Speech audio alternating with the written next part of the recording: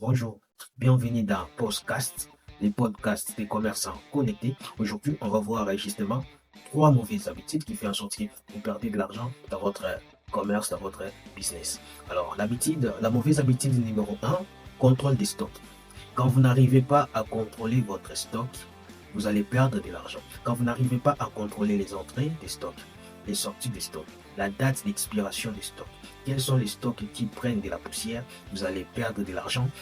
Vous allez croire comme si les gens sont en train de voler dans votre commerce. Pourtant, c'est tout simplement parce que vous n'avez pas une gestion optimisée des stocks. La deuxième mauvaise habitude, c'est le manque de fidélisation des clients. Chez vous, les clients viennent acheter et partent sans pourtant le fidéliser. Alors, comment est-ce que vous pouvez fidéliser les clients? La première des choses que vous devez mettre en place pour fidéliser vos clients, la première et l'unique, c'est avoir de l'hospitalité, à être hospitalier vis-à-vis de vos clients. Et comment est-ce que vous pouvez être hospitalier vis-à-vis de vos clients pour les fidéliser? Et déjà, vous ne pouvez pas permettre qu'un client vienne acheter chez vous sans lui remettre de la facture, sans lui remettre une facture. Il faut toujours avoir un système de facturation qui imprime les factures et les remet au client. Vous pouvez voir que c'est un geste inutile, mais laisse-moi vous dire que c'est un geste très important parce que ça permet de fidéliser les clients à long terme.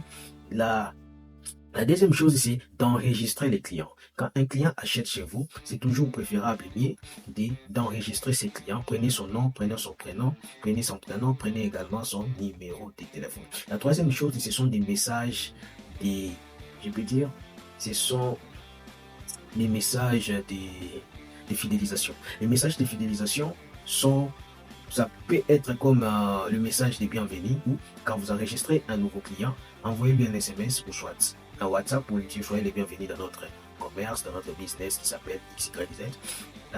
La deuxième chose, vous pouvez aussi, avec les systèmes, enregistrer déjà la date d'anniversaire des clients où vous pouvez leur donner des cadeaux ou leur envoyer des joyeux anniversaires. Ce sont des éléments qui permettent de fidéliser énormément les clients. La troisième chose, si je ne me suis pas perdu, je suis la troisième chose dans la fidélisation des clients, c'est que vous devez mettre en place un système de fidélisation beaucoup plus orienté point bonus. À chaque fois que quelqu'un achète beaucoup chez vous, il faut un système, une manœuvre de gratification qui va lui motiver à vouloir venir encore again à acheter dans votre business. Et la troisième mauvaise habitude qui fait que vous perdez de l'argent dans votre commerce et que vous ne surveillez pas vos ventes et aussi vos bénéfices. Je vais un peu me rasseoir là-dessus. Beaucoup de gens considèrent seulement les chiffres d'affaires. C'est bien bon. Les chiffres d'affaires, c'est le total de vos ventes. C'est bien bon. C'est alloué. Il faut les surveiller. Ça, je vous jette des fleurs. Mais il ne suffit pas seulement de surveiller les chiffres d'affaires, il faut aussi surveiller les bénéfices qui ressortent de ces chiffres d'affaires. Il faut surveiller aussi combien vous gagnez comme marge bénéficiaire sur tout ce que vous faites comme exercice de vente. Vous pouvez faire un chiffre d'affaires, c'est-à-dire faire des ventes totales de 10 000 $, mais dans ces 10 000 $, vous n'avez que les bénéfices de 500 $. Et là, vous allez voir que non, vous êtes en train de perdre de l'argent, vous n'êtes pas en train de les gagner.